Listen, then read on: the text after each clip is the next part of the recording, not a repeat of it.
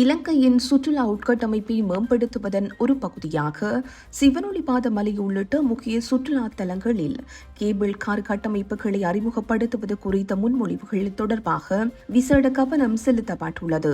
வெளிநாட்டு விவகாரங்கள், வெளிநாட்டு வேலைவாய்ப்பு மற்றும் சுற்றுலாத்துறை அமைச்சர் விஜித ஹீர தலைமையில் இன்று ஜனாதிபதி செயலகத்தில் நடைபெற்ற சுற்றுலா பணிக்குழு கூட்டத்தில் இது குறித்து விரிவாக ஆராயப்பட்டது.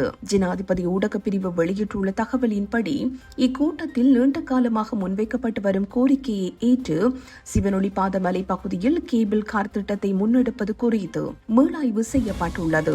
எல்ல போன்ற இடங்களும் கேபிள் கார் திட்டத்துக்கு பொருத்தமான இடங்களாக அடையாளம் காணப்பட்டுள்ளன. இந்த திட்டத்துக்கான சாத்தியக்கூறு ஆய்வுகளை நடத்துவதற்கும் தொழில்நுட்ப மற்றும் சுற்றுச்சூழல் அறிக்கையை பெறுவதற்கும் அதிகாரிகளுக்கு அறிவுறுத்தப்பட்டுள்ளது.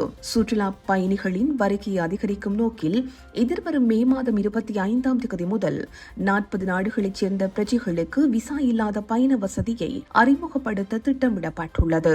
ஜால உட்பட 19 தேசிய பூங்காக்களில் கழிப்பறை மற்றும் சுகாதார வசதிகளை மேம்படுத்துவது குறித்து ஆராயப்பட்டுள்ளது. தற்போதுள்ள வசதிகளை பராமரிக்கும் பொறுப்பு தனியார் நிறுவனத்திடம் ஒப்படைக்கப்பட்டுள்ள நிலையில் புதிய நவீன சுகாதார கட்டமைப்புகளை நிறுவுவது குறித்தும் ஆலோசிக்கப்பட்டுள்ளது.